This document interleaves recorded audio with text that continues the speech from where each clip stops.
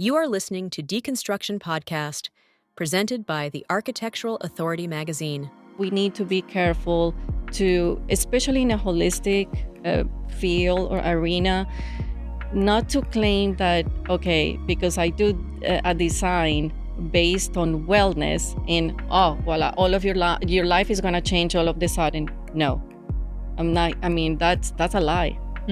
Straightforward, it's a lie, because we are very complex individuals. The space supports the other dimensions of wellness, but it's many parts. It's not like we cannot claim that just by having the space, yes, definitely it helps us. Okay, that's fine. But to really say that, okay, just only by the design, your life is going to change, not really. It needs to be a compliment.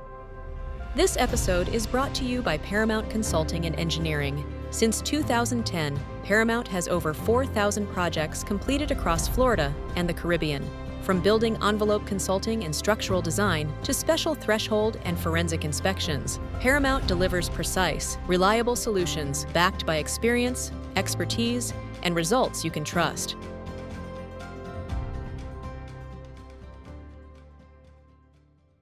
This is Deconstruction, a space where we explore the ideas, trends, and stories shaping the world of architecture, design, and construction. From vision to execution, we examine the forces influencing our industry and how it can evolve to meet the needs of our time. This podcast is produced by the Architectural Authority magazine, a platform dedicated to supporting creators and giving voice to those who shape the future in our industry. Today, we are joined by Aimee Lopez, interior designer, educator, and founder of the Holistic Interior Design Community, a professional platform dedicated to integrating spatial design, environmental psychology, and applied to neuroscience. Welcome. Thank you, Adriana, for having me here. I'm so excited. I'm so excited too. And we were having this rehearsal before, and this topic about neuroscience applied to design and all of it involves, for me, it's super, it's something that I wanted to know more about. And I'm happy that you were able to make the time for us and for our audience. Yes. So you let me know what would you like to start with. I know there's a lot. It's a wealth of information, but we need to narrow it down and to make it totally. Yes. So I mean, in our industry, in the interior design industry, we tend to focus the design into two elements: aesthetics and function. So with this new movement of neuroscience applied to design, what do you think is changing? Okay, a very good question. Because yes, for decades, I think interior design has been working under the aesthetics and functionality. But today, thanks to neuroscience applied to architecture, we start understanding how spaces influence directly human behavior, physiology, cognition, emotional regulation. And I think that today what is changing is the sense of awareness that we have right now.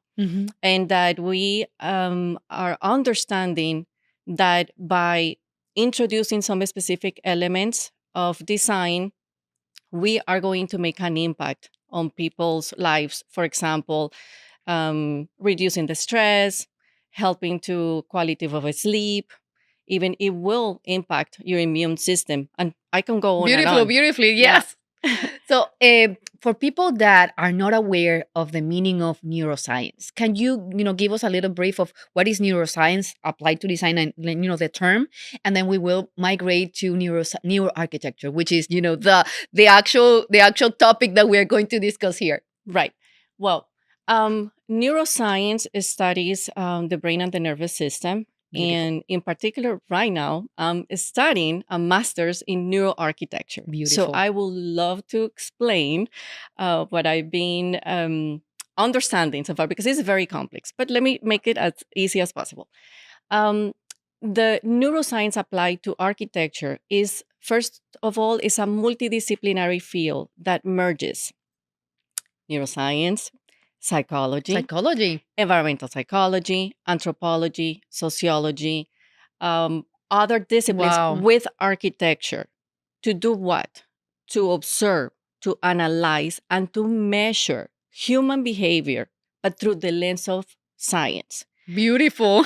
To do to what and one, to do what? To study its relationship with a specific elements of the within the environment, because and the importance of all of this is that it would have a direct impact physiologically and psychologically, and that truly matters. So basically, it's studying everything that impacts you and the way that you experience the world, right? It is, and to my surprise, because and Adriana, that I started with the holistic. I call it holistic interiors design community, because I was practicing not only as an interior designer, but through the center was wellness, and in wellness we talked about all the dimensions of wellness again, but it is a big change, the before and after. Once I decided to go and study deeper, really, how we're The science wired. behind it, exactly. Yes, the science behind it. And well, I can tell you that a whole universe just started opening for me. Wow. Yes, it's beautiful. I think that when people think, and I used to think that before too, I'm like, wait a minute, science is going to make us being some restrictions with Structure, the with creativity, with that process. And the way that I see it is that actually it's a perfect marriage. So I invite all the people that are into wellness and holistic practices to really study deeper if they feel the calling. I did. Correct. And then to really understand the beauty of our internal universe, because the brain, imagine that, the brain and the nervous system. So I think actually it opens to a lot of possibilities. So creativity, it's Yeah, there, it's fantastic. possibilities, right? So Totally. The mhm. brain for me is a translator. The brain for me is that magnificent machine that translates everything that my senses perceive, Mhm. and the way that my machine translate that information affects me.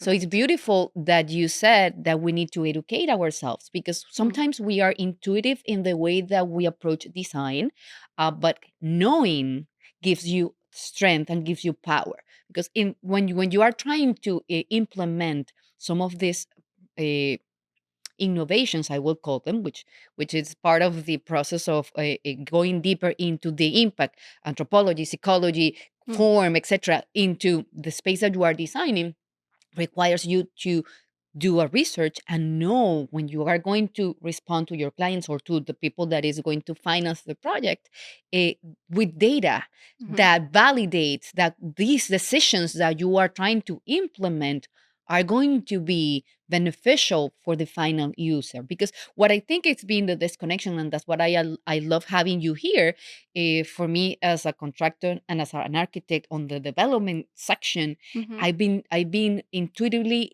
drawn to holistic designs and environmental consciousness, but it's being hard for me to make my point and to argument with my clients and investors, because the data, it is there now that we know that exists neuroscience and neuroarchitecture and all of these studies, but it wasn't incorporated into the process of our career. So tell me a little bit, and this is the progression of neuroarchitecture.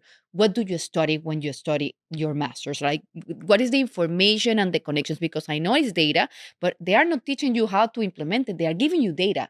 Right.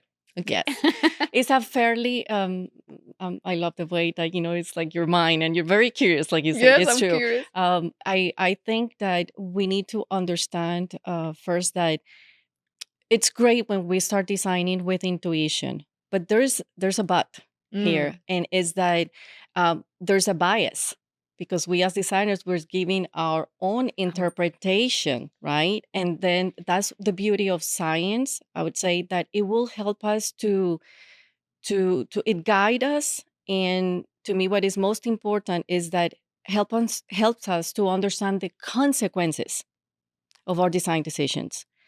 And then I think that's why you say, well, I'm having a hard time for investors to buy into maybe a holistic, that it's more into the intuitive. But if you validate with science now and you have the support of some research, again, this is also important to understand that this is a fairly young field. It started really formally about 2003. So Wow. in the world of science, I mean, science has been obviously for Around for much longer, but it's specifically for the architecture field. And as you can see, what I love about it is at the end of the day, I said, but wait a second, this should be called neuroarchitecture and a holistic practice, because you can see all the fields. It's a multidisciplinary field correct. that you don't work anymore like by yourself. You're going to work with a team of professionals, Exactly. right? Like if you're going to do maybe, let's say, urban planning, well, imagine the importance of a sociologist there. Correct. If we're going to work with in the health industry, specifically, let's say mental health, well, now we're going to work with psychologists. You need that. So you see, it's really it's that's why I said it really opened up an entire universe for me. And the more I learned, the more Fall I in think love I with. know that I didn't know anything, but I think it's the good intentions of really designing for wellness. That's a good start, because we need to make sure that we design spaces that are meant for healing or for making people feel good in the space, and hopefully not to cause any harm. Exactly. One of the beauties about this whole movement that we are connecting with, because as you mentioned, science has been around for forever, but the connection of science with design and how that impacts us, our lives, it hasn't been studied much. Now it's this time where everything is getting connected. And one of the things that you know, I live through this idea.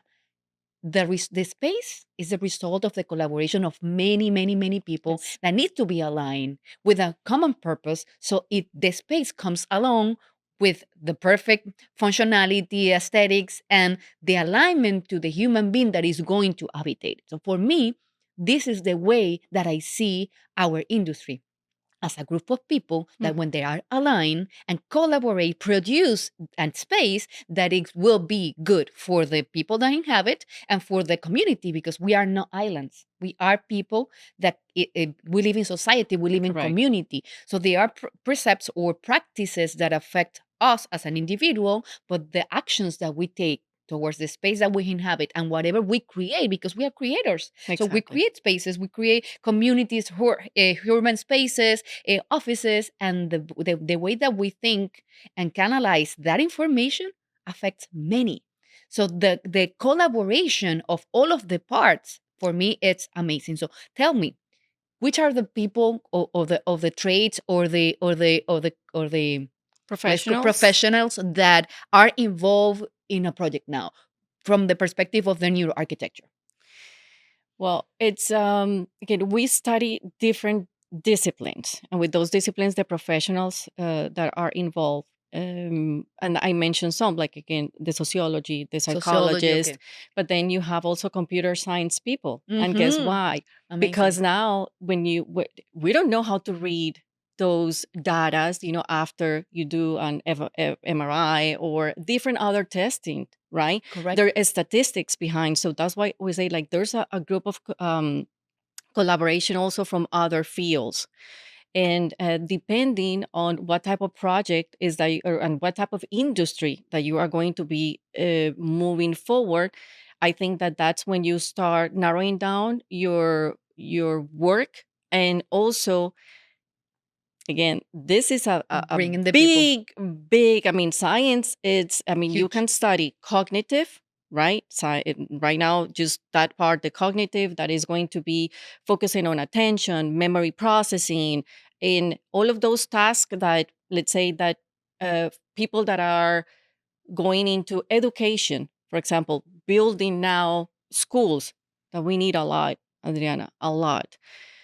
There's some specific architects and professionals that are going to work hand in hand with these other professionals that they know. I mean, we are architects, we are, or interior designers in my case, that we are learning and deepening our knowledge in order to be able to do what, to also to ask the right questions to see what is going to be needed in that project.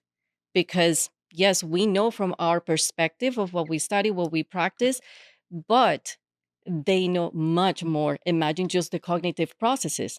Again, I just started Totally. studying just a little A bit. I little mean, bit. how memory is stored and all of these things. I mean, the brain is the biology professor that I had, amazing. I mean, they dedicate their lives to this. So I we just learn a little bit, but that little bit is, I think, is fundamental for, in my case, moving forward to make very different design decisions. It has Exactly. changed completely. The way you think, of course. Yes, it has changed completely, and Of now I'm much more careful. I know now the big responsibility that not only a good intention, It's enough. it's enough. It's not enough. Unfortunately, it's not. That's why I said it's a good marriage that we continue educating ourselves as interior designers and architects, because it's important. Beautiful. I just want to touch, back to something that you say regarding the testing and how Mhm. we are testing our responses. Because the difference now between the intuitive and the science way of designing, right, is that now you are testing bodies, testing humans, Mhm. the way that they react with science. So that is the difference. Now if you, for example, test someone in a space and the heart rate, the temperature, the body temperature, the Mhm. relax, the muscles. I don't know, because you will tell me what kind of testing might be from top of your mind. But now with these processes, you will have that data that will support that the decisions, the space that they are experiencing connection with, it is good for them or not. And it's more like from my perspective, everybody has experiences, unique experiences, memories, related to color, related to temperature, related, like it. This is a one person machine. Everybody has its own experience of the space. This So is. it's kind of an individualization process of reading everything and having kind of like a broader or average result, and trying to manage that information and integrating all the people around, right? Yes, well, for when we start learning about how science is implemented, or how the science research works, well, you have live experiments, like you Mm. say, in and they have to be in controlled environments. That's very important. And what happens is that those experiments are extremely expensive. There's time Wow. consuming, take months, years, a lot of people. It's very complex and difficult to bring and to recreate Space. environments. Correct. But there's something that it's has been, again, changing, and I think this is going to start moving at a very fast pace. And is the fact that we have right now virtual reality, and now Beautiful. there's scientists working now recreating these spaces within virtual reality, Wow. and now they're able to be able to measure what's going on, let's say Wow. either in our brains, or like you mentioned as well, the skin, how that it Wow. gives a lot of information, heart variability. So there's many things that now can be tested. uh, Still, it will take time. It take a lot of people just to do that type of research as Of well. It's not course. that, oh, because it's virtual reality is 1, 2, 3. No, no, no, no, no. Everything in science is systematic, is rigorous. It has to follow a scientific method.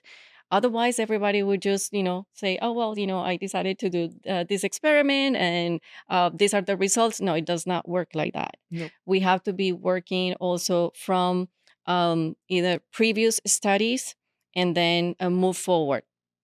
In my case, I will be working. I'm not, again, a scientist and or researcher, and I'm not going to be working with live experiments, but then we work with scientific literature and now evidence based design. And that's probably where you wanted to get moving forward, is like how we get, so now we start understanding and it's important to learn how to read research, how you're going to bring that information to your project.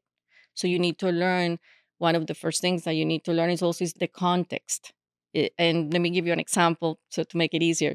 Let's say that we need to design a lobby for the elderly community in South Florida.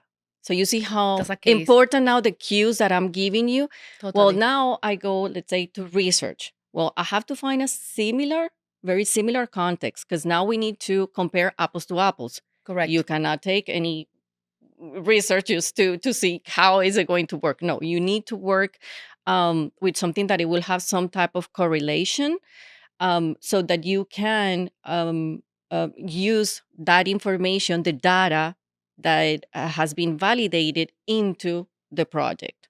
So um, It's a rigorous process. it is a very rigorous process. And yes, it's true. Sometimes, you're there and right now just studying and trying to do some cases Yes. and thinking, Incredible. my brain, once again, my brain was used to another way of working, the Simple. intuitive. But what I've been doing, I'm like, okay, wait a minute. I'm even proving this to see how it works. And I'm doing still my creative process, but slowly now my brain is learning, wait a minute. How to We need to now wait a minute. Yes, I mean, we have to, okay, stop, and then let's read now, research what it says in the area. And that's when I said that I finally started understanding that yes, intuition was good, but it's limited and it's biased. I have a lot of already some specific ideas, right? Because of my experience as well. Correct. So, but by reading those research now, I discover something completely new.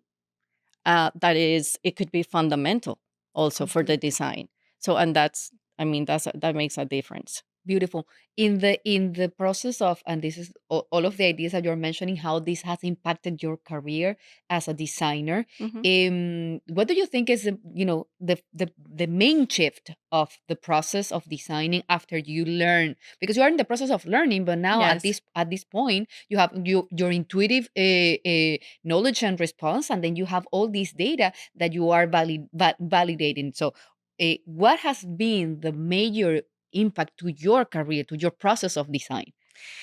Where do you Um, start now? Because well, at the it's beginning it's like an intuitive and more creative. That won't stop because that's part of your identity. But how now you are, I will say, self validating. yes. It has been a very interesting process where I discovered that we're very good at our intuition, Ariana. Beautiful, I think beautiful. it's at least again in my experience right now, trying to do these cases. Then I discovered that, okay, let me see just by intuition what it says. But at the same time, I want to bring a specific project where you're going to see the difference. Well, this is for a 10-year-old girl that she has ADHD. So right now, there is a condition. Right now, I need to know in reality what is the diagnosis exactly from the Medical. psychologist. I didn't know about really this condition and more in depth to certain limits. But by studying now, I could see that I was falling short, very, very short. Wow. Yes. And that made a huge difference in now the decisions that I was making. And this is for still residential, because this is to adapt a room again for Specific conditions. yes, for specific conditions where the parents, obviously the main focus here was like, oh, the Her well-being. also the academic studies, but at the same time, I was then discovering and learning through those research that once again I know nothing compared. I mean, is a lot of information and the responsibility. Totally. So yes, prior to studying even the masters, I worked into um, I would say one in residential and one for an attorney in his office.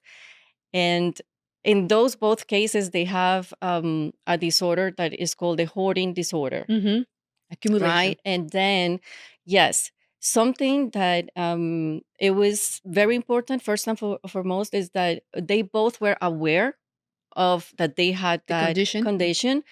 Um, the lady, actually, she was in therapy with a psychologist. And one case, the one from the attorney, was many years ago, Adriana. So that's what I'm saying. Like when we're very intuitive and we are really concerned about wellness, there's something within us that really we try to help with the tools that Beautiful. we have. And in that case, this is a funny case because I didn't know that they made a bet in the office with all the attorneys. I'm like, I was not involved. I should have won it because they all said, nah, after 2-3 months, he's going to go back to the same. So that's when right now I said it was proven that he changed and he maintained the office and changed with the lady as well. Now, the family members, very thankful. And moving now to science with the case of the girl, we need to be very careful with the conditions or the projects that we're getting into because again you might fall short and then Completely. it could harm. And also with the studies, what happens in science is that science like to measure everything, validate everything. And if you would ask me, okay, but how, do you have your validation for the cases? I can tell you from the experience, in the case of the attorney and the other lady.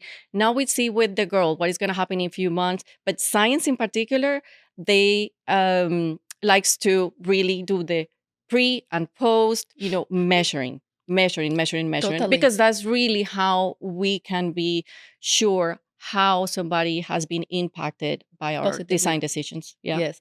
I'm going to pick up a couple of beautiful things that you said that I think the majority of the designers or architects and people that is involved in this industry, it's not aware. We are responsible.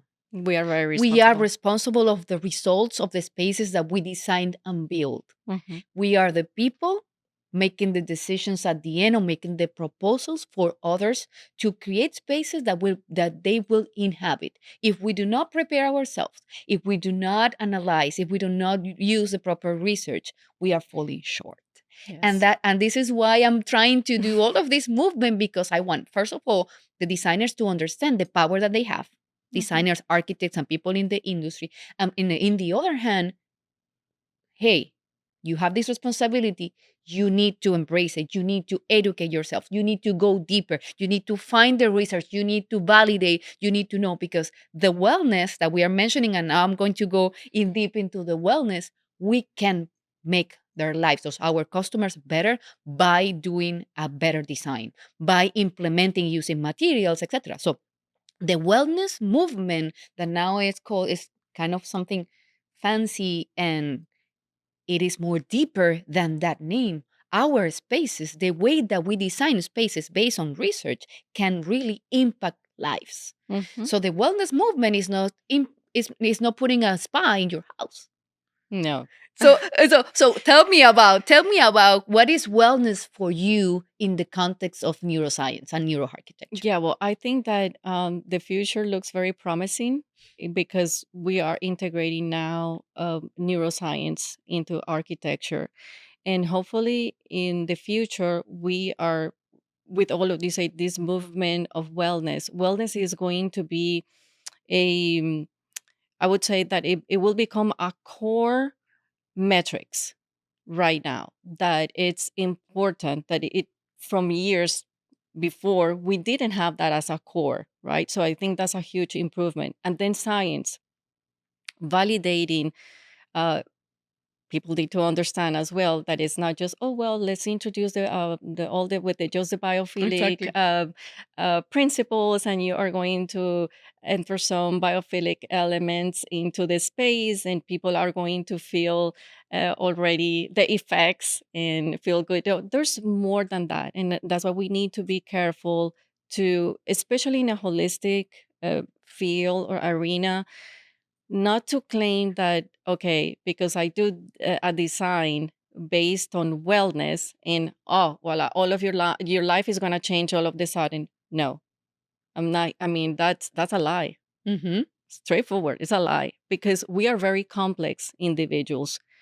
We have our, especially, the psychological part of it that gets involved as well. And it's not only the space supports the other dimensions of wellness, but it's many parts. It's not like we cannot claim that just by having the space, yes, definitely it helps us. We all feel it right away. Exactly. Our brain is trained to, I say, scan all the Comfort, discomfort, safety safety, cues. unsafety. Correct. And okay, that is the basis. Okay, that's fine. But to really say that, okay, just by only by the design, your life is going to change, not It needs to really. be a compliment. So we have to also be very careful how we communicate and our language. And once again, I know that I have I have committed many mistakes on this journey on the journey. before. Yes, because I didn't know better before. But now again, it's the responsibility of what we are going to say to the end user of the space, to colleagues, and for God's sakes, if we are educators, then the responsibility is huge. We need to Huge. know how to communicate, what to communicate. I invite people also to learn how to choose and select the information. There's too much information out there, but we need to have that criteria of deciding where I'm going to get the information from. What organizations are they? Reputable organizations? And I like to add also that even research, even in science, please make sure that there's scientists Validated data.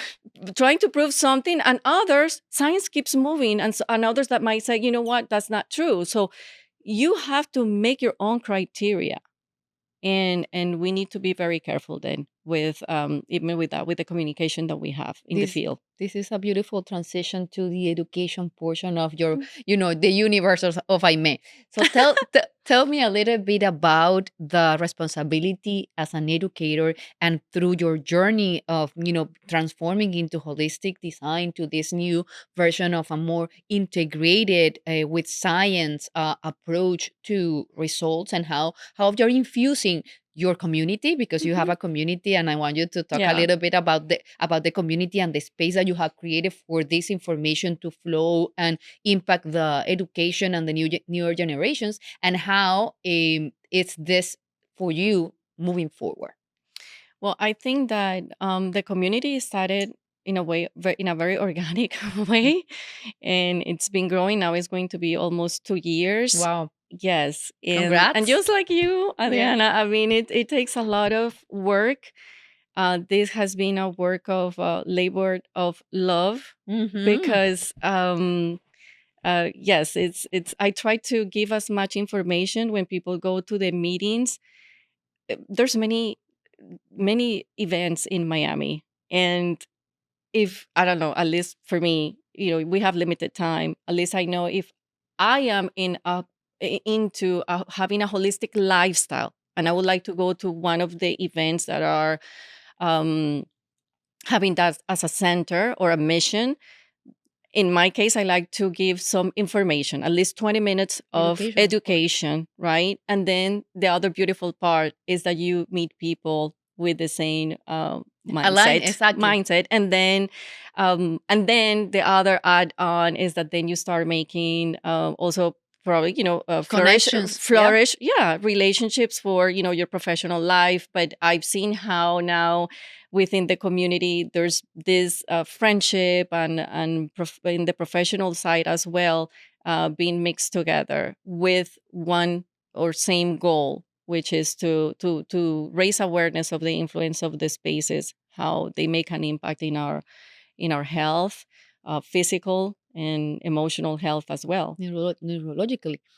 What do you think needs to happen for this new movement that is, it's bringing the science into our creative melting pot to the students, Yeah. to the newer generations? What needs to happen? Because they are the curriculums of the universities keep being kind of the same.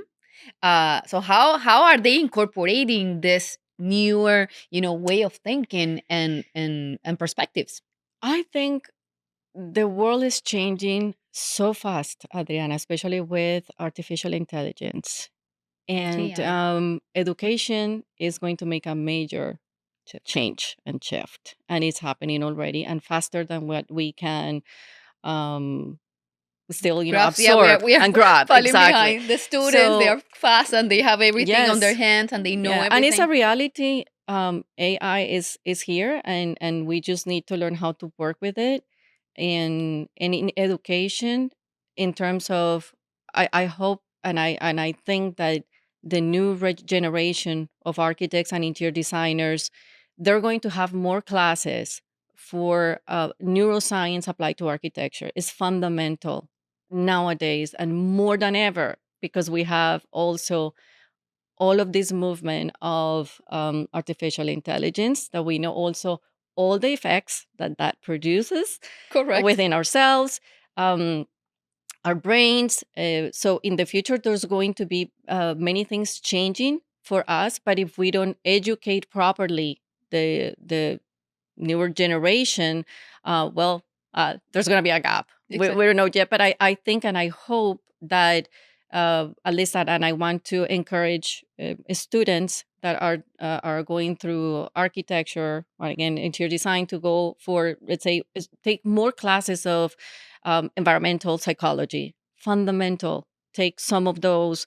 If you don't see right now one that says neuroarchitecture, right? But there's now more master programs internationally, so please look out for them. I want to say Exactly. that I am taking my master's degree in La Universidad de Alicante in Beautiful. España, Mm-hmm. and I could not be more proud. It's, to me, the professionalism, the professors that we have in this program, Amazing. they're really incredible. It's a very, very high level.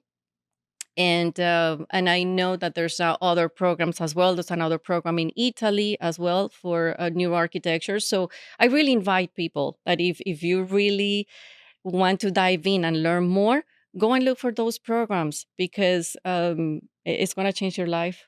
It really changed your life. That was my next question. You are reading my mind, because my next question was, okay, from your perspective as an educator and being involved in all of this, resources, how would you guide the people that is going to listen to this episode that is into learning more about neuroarchitecture, and they are either they are already interior designers that are drawn to, okay, I want to give a better service to my customers. Where do they start? Where do they start? Because not everybody can have the opportunity, I will say, that get into a master's degree only to learn. So, or they do not know if that's their path.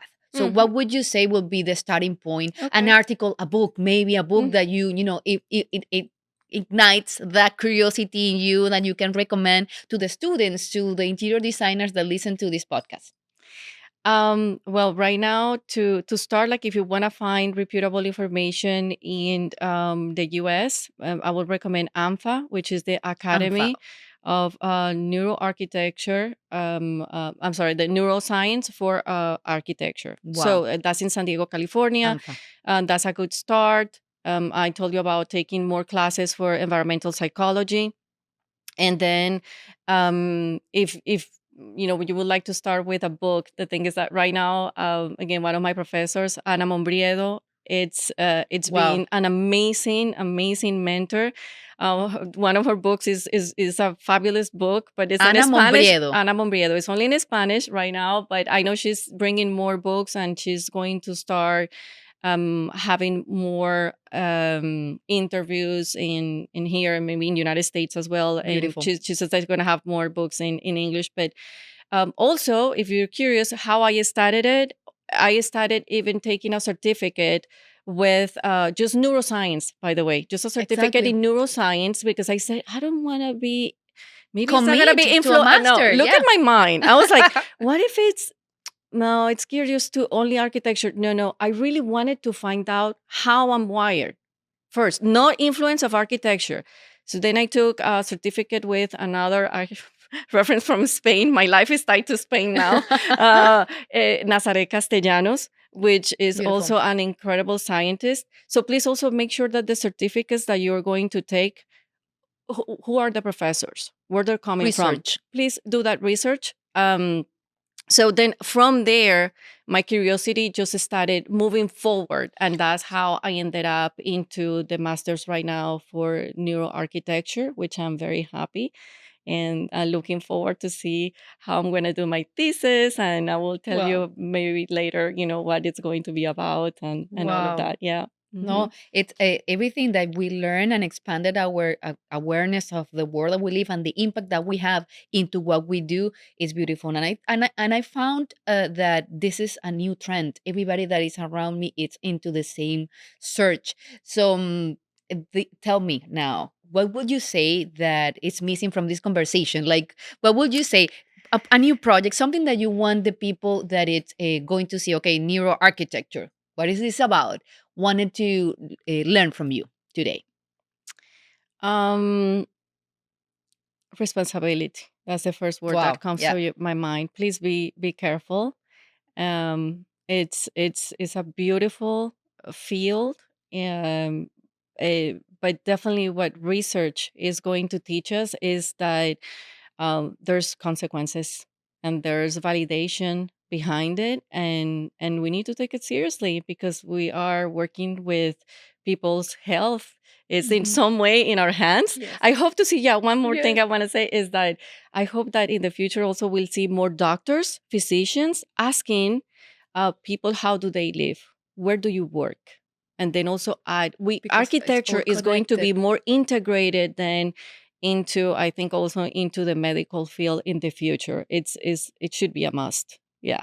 It's beautiful. I think that the best way of closing is that it's responsibility, because I'm deeply connected with that, and everything that I do is related to raising awareness of the responsibility that we have in our profession, of the impact that we create in our world. So I'm very thankful for your presence here and for all the information that you share. We can find you in your website, in the holistic design community, and in the university, because you're a professor at the university as well. So reach to Aimee and get the information from her directly. Thank you so much, Adriana. It was a pleasure. Thank you. Thank you so much for listening to Deconstruction Podcast. Your 5-star reviews really help us continue what we do. Please rate your listening experience, and let's keep building this beautiful community together. For exclusive access to more design content, visit thearchitecturalauthority.com or download our app from the App Store or Google Play. Until next time, stay creative.